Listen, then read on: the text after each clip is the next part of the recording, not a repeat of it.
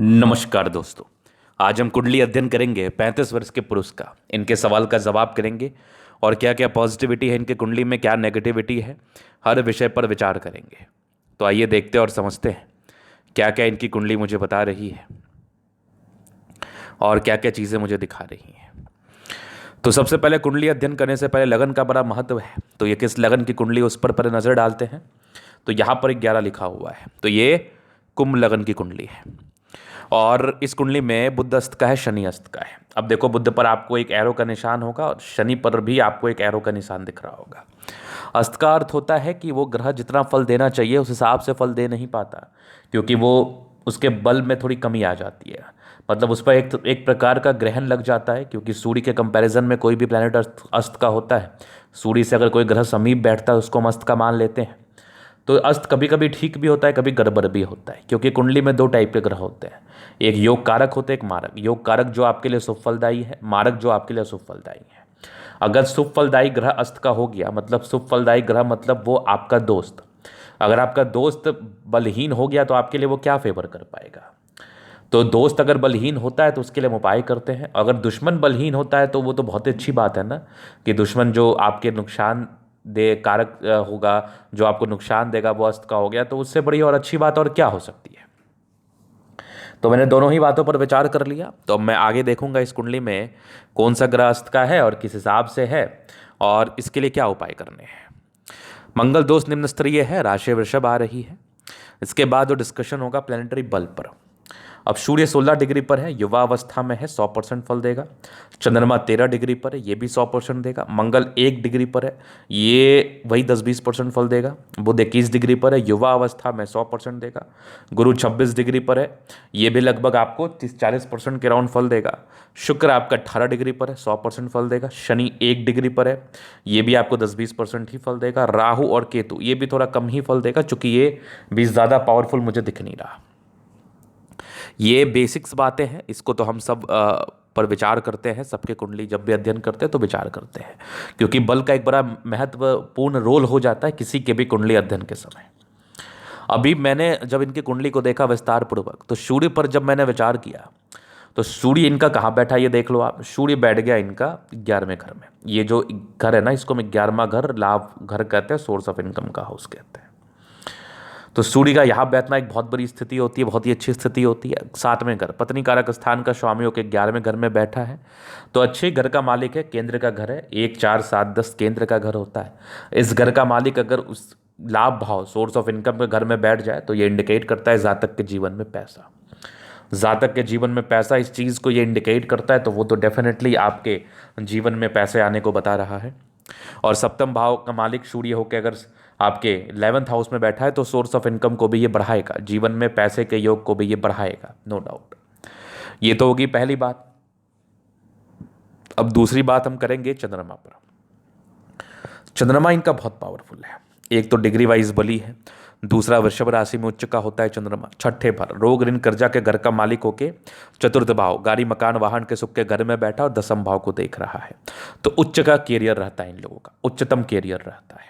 उच्च का चंद्रमा भी है, तो जब भी चंद्रमा का समय आएगा आप बहुत अमीर बन जाएंगे। आपके जीवन पर बहुत पैसे आएंगे, खूब पैसे आएंगे, अनाप शनाप धन आएगा, नो डाउट। चंद्रमा बहुत पावरफुल है और चंद्रमा अच्छा है तो जीवन में कभी धन की दिक्कत नहीं होती। प्रॉपर्टी से जुड़ा हुआ इनका कार्य है वो भी ठीक रहेगा।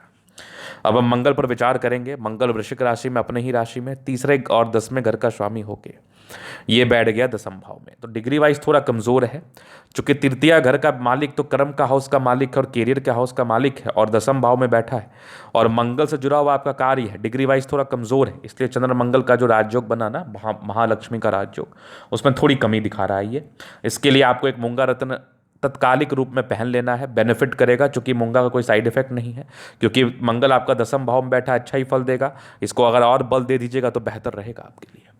अब मैं आगे डिस्कशन कर लेता हूं कि कौन सा रत्न ज़्यादा कंपलसरी होगा आपके लिए। तो ये मंगल के विषय में था। अब मैं बुध पर विचार करूंगा। अब बुध यहाँ बैठ गया 11वें घर में अस्त का हो कि 5वें 8वें मृत्यु कारक स्थान और पंचम भाव, मतलब मृत्यु कारक स्थान और 8वां घर रिप्रेजेंट करता है कहीं ना कहीं आपके वासना से भी। 8वां घर रिप्रेजेंट करता है लग्जूरियस लाइफ से भी। 8वां घर रिप्रेजेंट करता है आपके मानसिक शांति या अशांति से भी। चूंकि आठवां घर त्रिक हाउस है, लेकिन केवल मृत्यु ही इंडिकेट नहीं करता, मृत्यु कारक स्थान ही इंडिकेट नहीं करता, और भी बहुत चीजें इंडिकेट करता है। तो चूंकि बुध आपका पंचम भाव का स्वामी, अच्छे घर का मालिक है, अगर मैं डिग्री वाइज देखूं तो बली है, लेकिन ये अस्त का हो गया, इसलिए ये फल नहीं दे पा रहा है। सूर्य बुध का राजयोग, जो बुधातित्व राजयोग है, वो भी एप्लीकेबल नहीं हो पाया। तो बुध के लिए एकदम लॉजिकली बता रहा हूं, पन्ना बहुत कंपलसरी स्टोन है, पहन लीजिए, जीवन यापन करने में मदद मिलेगा, तरक्की मिलेगी, सफलता मिलेगी, लिखित रूप से दे सकता हूं। बुध के लिए एक पन्ना रत्न आप यथाशीघ्र धारण कर ले, आपको बहुत बेनिफिट मिलेगा। पन्ना बिजनेस का रत्न होता है और आपके तो कुंडली में ऐसे ही सजेस्ट है। वैसे मैं आपको एक महत्वपूर्ण बात बता दूं, किसी भी स्टोन का कोई साइड इफेक्ट नहीं होता। पहले के राजा महाराजा नवरत्न का अंगूठी पहनते थे, और आज के समय में भी लोग को जो समझ में आता है वो पहन लेते हैं। अगर रत्न को इफेक्ट देना होगा तो वो रत्न इफेक्ट देगा, नहीं तो एज अ ज्वेलरी वर्क करेगा। कोई भी व्यक्ति कोई भी रत्न पहन सकता है, इसमें कोई खराबी नहीं है, लेकिन यूजलेस की तरह पैसा खर्च करके क्या फायदा। वैसा ही रत्न पहने जो आपको बेनिफिट दे, जो आपको सफलता दे, तो ज्यादा बेहतर रहेगा। अब हम बृहस्पति पर विचार करेंगे। अब देखो, बृहस्पति राहु का गुरु चांडाल दोष बड़ा गजब का बन गया है। चूंकि बृहस्पति में भी बल कम है और राहु में भी कम है, लेकिन फिर भी दोष तो धन भाव में बना है, बहुत ताकतवर बना है। अब इसका क्या अर्थ होगा? इसका अर्थ होगा कि आपके जीवन में परेशानी, धन आने में कमी, धन आने में दिक्कत। इसके लिए आपको बृहस्पति देव की आराधना करनी है, चूंकि बृहस्पति अपने ही राशि में बैठा है। चूंकि राहु के साथ जब भी बृहस्पति बैठता है, गुरु चांडाल दोष बनता है, कोई ना कोई नुकसान कराता है। लेकिन पूरा गड़बड़ भी नहीं रहेगा, ये भी जान लीजिए। लेकिन हाँ, जब भी बृहस्पति का प्रारंभिक समय होगा, उस समय आपको बहुत बड़ा नुकसान लगेगा। तो इसके लिए क्या उपाय है? इसके लिए आपको उपाय है, बृहस्पति देव की आराधना करें, बृहस्पतिवार के दिन उनका कथा करें, व्रत करें, आपके लिए बेनिफिशियल रहेगा। और बृहस्पति देव की आराधना करने के बाद, बृहस्पति देव का कथा करने के बाद, एक बल बृहस्पति को देने के बाद, बृहस्पति चूंकि धन भाव और लाभ भाव का मालिक है, आपको बहुत धन देगा ये।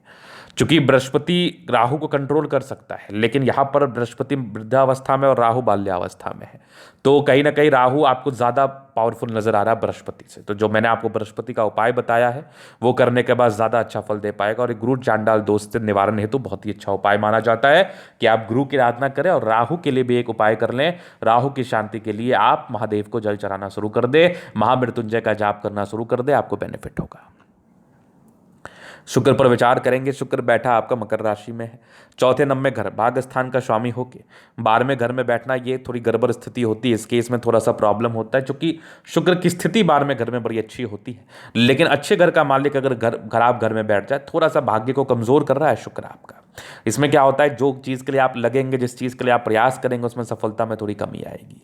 तो इस शुक्र चूंकि आपका डिग्री वाइज बहुत बली है, तो ये विपरीत परिस्थिति में राजयोग बना रहा है। मतलब आपके जीवन में कभी भी सफलता आपको मिलनी होगी, उसके पहले आपका परिस्थिति विपरीत बनेगा। तो अभी इसके लिए उपाय करने की आवश्यकता नहीं है, क्योंकि शुक्र का पोजीशन ये बहुत ही अच्छा होता है। थोड़ा भाग्य को कमजोर कर रहा है, लेकिन परिस्थितियां विपरीत करेगा, सफलता at the end of the day जरूर दे देगा आपको। मेन तो समय का महत्व होता है, अभी क्या समय चल रहा है वो ज्यादा मायने रखेगा, और वार्षिक कुंडली के हिसाब से थोड़ा अलग फल आता है ग्रहों का जीवन पर। अब हम शनि पर विचार करेंगे। लाभ भाव का शनि अस्त का है, 12वें पहले घर का स्वामी 11वें घर में बैठा है। हालांकि सूर्य शनि की युति पितृदोष को तो जरूर बताती है। सूर्य और शनि की युति हो तो ये पितृदोष को बताती है, लेकिन एप्लीकेबल नहीं है, क्योंकि शनि अस्त का है। इसके लिए उपाय मत करिए। लग्नेश शनि है, फिर भी इसके लिए उपाय मत करिए। आपकी कुंडली के हिसाब से बृहस्पति को बल दे दीजिए, एक पुखराज पहन के, एक पन्ना पहन लीजिए, आपके लिए बेनिफिशियल रहेगा, आपको बेनिफिट ज्यादा मिलेगा। अब राहु आपका मीन राशि में है। राहु कहाँ बैठा है ये देख लो आप।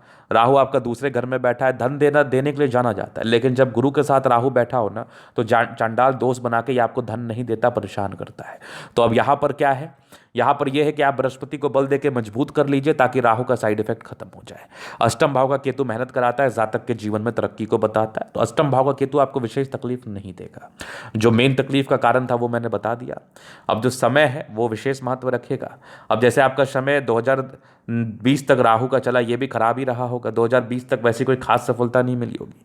2020 के बाद बृहस्पति स्टार्टिंग में नुकसान दिया होगा, जब गुरु में गुरु चला होगा, चूंकि इसमें राहु ज्यादा प्रभावी हो गया। 2022 के 8वें महीने तक जुपिटर आपका चला, ये आपको जरूर नुकसान दिया होगा।